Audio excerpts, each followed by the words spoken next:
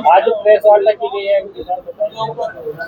ये गन्ना किसान दशकों से ये मांग करते रहे कि हम अपने गन्ना की आपूर्ति चीनी मिलों को सरकार द्वारा निर्धारित शर्तों के अनुसार करते हैं, सरकार की मध्यस्थता करते हैं। फिर हम गन्ना मूल्य भुगतान के लिए मिलों के पीछे क्यों दौड़े, उसका भी दायित्व सरकार ले। ये मांग हम लोग बराबर करते रहे और आदरणीय राष्ट्रीय अध्यक्ष जी ने ये कहते हुए कि गन्ना किसानों का एक रिवॉल्विंग फंड बढ़ा करके पर्ची तुलते ही गन्ना मूल्य का भुगतान किया जाएगा। ये आदरणीय अध्यक्ष जी ने कहा, उनका आभार व्यक्त करने के लिए।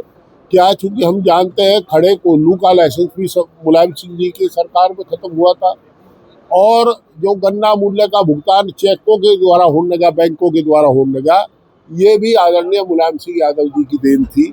तो अब आदरणीय अखिलेश जी उन्हीं के पद चिन्हों पर चलते हुए समाजवादी सरकार बनाने पर गन्ना मूल्य का भुगतान साथ के साथ करेंगे। किसान को पता रहेगा कि आज तू गन्ना लेके जाएगा तो शाम को तेरे खाते में पैसा आ जाएगा। उन्हें साधुवाद देने के लिए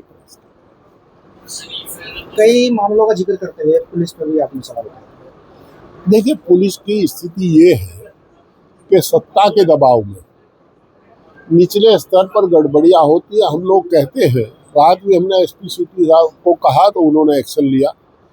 एसएसपी को हमने डिस्टर्ब नहीं किया था। कई हादसे होते हैं, रोज होते हैं, कई होते हैं। एक हम अपेक्षा जरूर करेंगे कि जहाँ भी ये पुलिस चौकी बना हुआ वहाँ एमडीए से तो पास करा लें।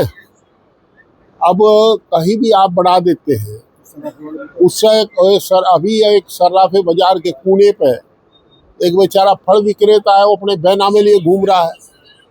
वो कह रहे कि आप चेक पोस्ट बनेगी पुलिस की, कंजेस्टेड एरिया है। ये देख ले, सरकार ने आपको मोबाइल दी है, चीता दी पर मोटरसाइकिल दी है चीते को, आप मोबाइल पर रहिएगा। ये अगर आपको बढ़ानी है तो बाकायदा जिस प्रकार आम आदमी करता है, आप जमीन का पहला स्वामित्व लीजिएगा और जहाँ से भी होता हो नियम कायदे के अनुसार स्वामित्व ले, फिर एमडीए से नक्शा पास करा और बना ले। कौन रोकता है किसी, पर ऐसा नहीं किसी गरीब की जमीन पर कब्जा नहीं होगा। राज्य मंत्री कपिल देव ने कुछ लोगों को छुड़वाने का आरोप लगाया है। मैंने लगाया कि बेचारी, मैं तो देखिए कपिल पर आरोप नहीं लगा, वो जो महिला कह रही थी वो तो मैं उसकी बात यहाँ आपके सामने कह दी।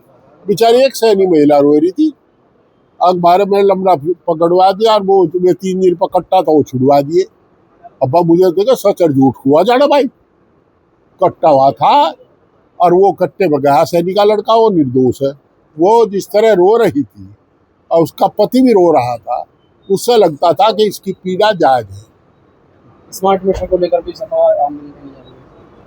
अभी आदरणीय अध्यक्ष जी ने आपको बताया, घोषणा की कि हम स्मार्ट मीटर की बाध्यता समाप्त करेंगे और जब राष्ट्रीय अध्यक्ष जी कोई बात कहते हैं जमीन तक वो बात आती है, हम करेंगे समाप्त। पश्चिम बंगाल में चुनाव है, उत्तर प्रदेश के आईपीएस टीएमसी जीत रही है।